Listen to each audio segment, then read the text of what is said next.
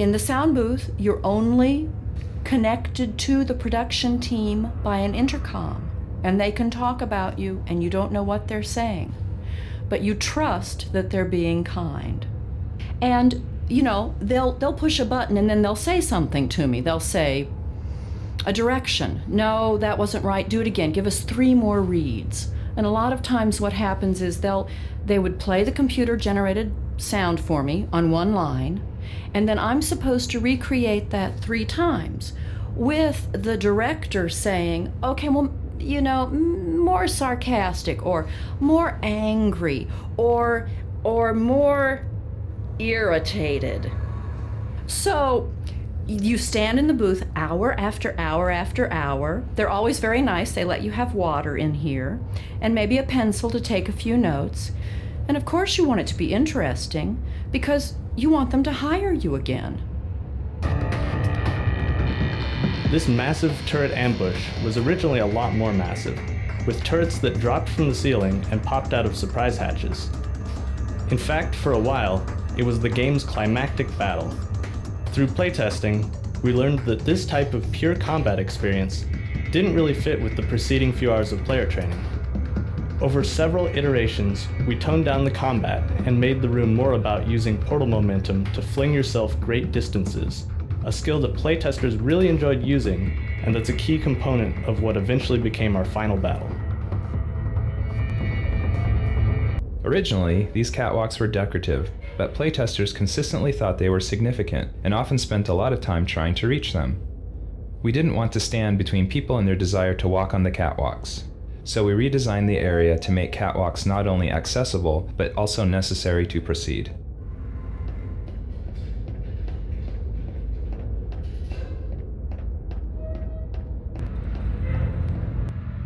The fiction behind this red phone is that while GLaDOS was being developed, it was somebody's job to sit by it. And if it ever looked like the AI was becoming sentient and godlike, that person would pick up the phone and call somebody to come help.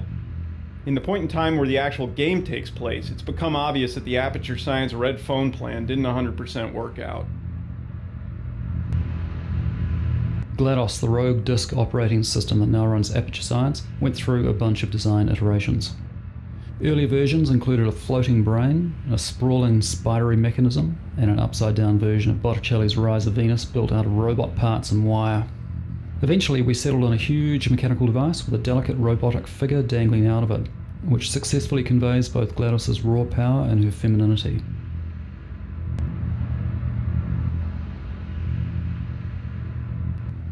So when they told me that there was going to be a song at the end, I thought, well, all right, who's going to write the song?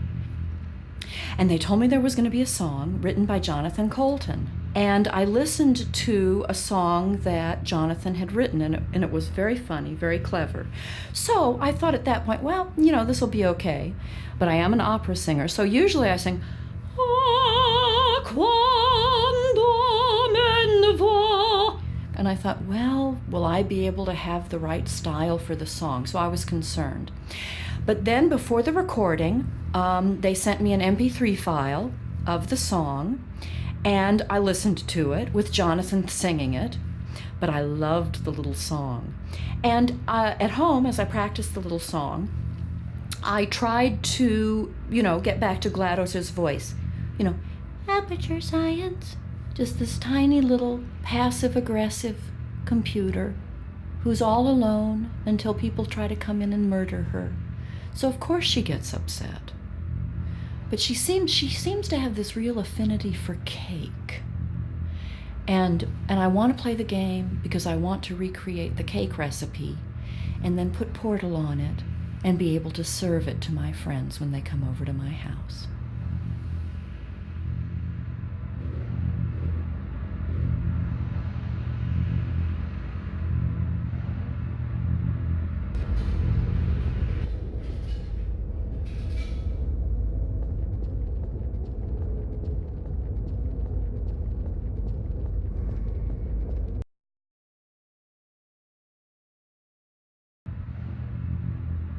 In the beginning, when I came in, I was just supposed to recreate the sound of a computer-generated voice. Just recreate it. And that's what I did. And there was no emotion involved. I just listened to the sound of the computer and I repeated what I heard. But as the game continued, I was supposed to get more and more emotion into the computer, into GLaDOS. And she developed into a very sweet, passive-aggressive person.